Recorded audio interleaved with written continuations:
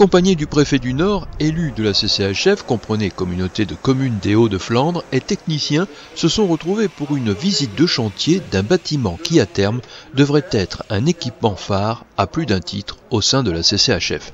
Cet équipement attendu, c'est le centre aquatique communautaire en construction à Wormhout. Ce centre aquatique fait suite, si vous voulez, à de nombreuses études qui sont réalisées sur le territoire depuis maintenant plusieurs décennies. Donc en 2015, le Conseil communautaire a souhaité prendre une position officielle, soit qu'on abandonnait ce projet, soit qu'on y allait. Nous avons donc lancé des études d'opportunité qui ont conclu au bien fondé de ce souhait de réaliser un véritable centre aquatique intercommunal sur le territoire de la CCHF. Trois grands principes ont d'emblée déterminé le projet. Le premier concerne l'apprentissage de la natation avec l'obligation que tous les enfants qui entrent en 6e sachent nager. Le second concerne un club sportif de natation. Il est impensable que les sportifs de haut niveau, qui sont sur notre territoire pour certains, soient obligés de se rendre soit sur le Dunkerquois, soit sur le Domarois, sur la métropole européenne de Lille ou encore en Belgique.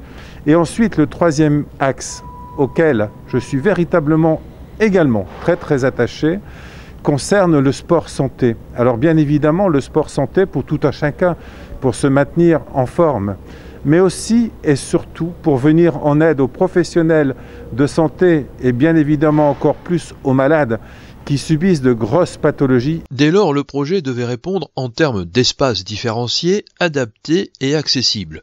Le centre aquatique sera donc un lieu multiple proposant des prestations de qualité pour satisfaire un large public, pas seulement local.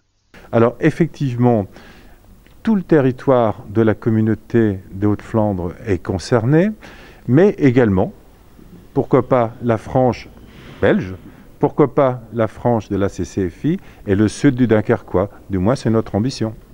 Cet équipement est un concentré de techniques d'aujourd'hui à portée d'avenir. La gestion de l'eau qui récupère les eaux usées, les traite pour un usage différent, les baies vitrées qui captent la lumière et concentrent la chaleur du soleil pour générer une économie d'énergie substantielle, mais ce n'est pas tout.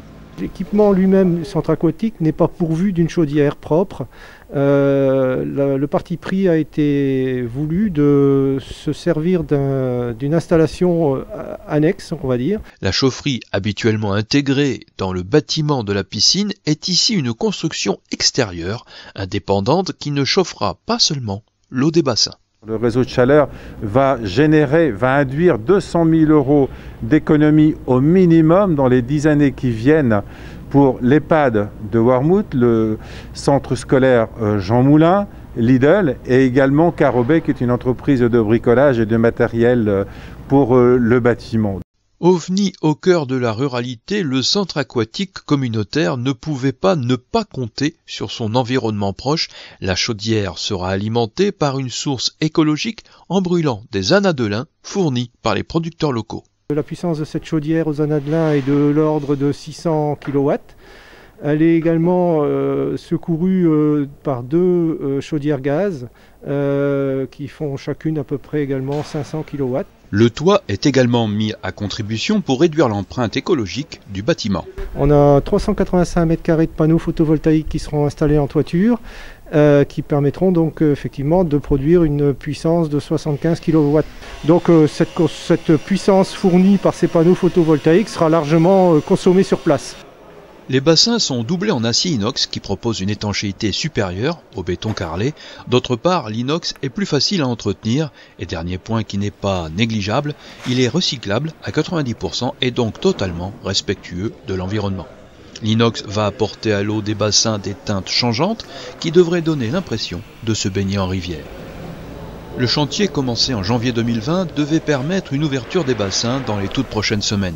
Seulement, les règles sanitaires dues au Covid ont sérieusement retardé le projet. Au départ, le calendrier prévoyait une ouverture le mois prochain, c'est-à-dire le 20 juin prochain, Avec la Covid, forcément, comme tous les chantiers des travaux publics, nous avons pris beaucoup de retard. Comme on le voit sur ces images, le chantier est bien avancé, mais il faudra encore quelques mois pour que les nageurs puissent venir voir si l'eau est bonne. L'objectif qui est arrêté maintenant et que j'espère nous pouvoir tenir, c'est celui d'ouvrir au public pour les vacances de Noël. Cadeau de fin d'année donc pour un public qui découvrira alors un lieu qui est bien plus qu'une simple piscine. C'est un lieu de détente, de bien-être. Il faut absolument que chacun puisse se retrouver et venir ici pour se ressourcer. Qu'il ait 2 ans ou qu'il en ait 90.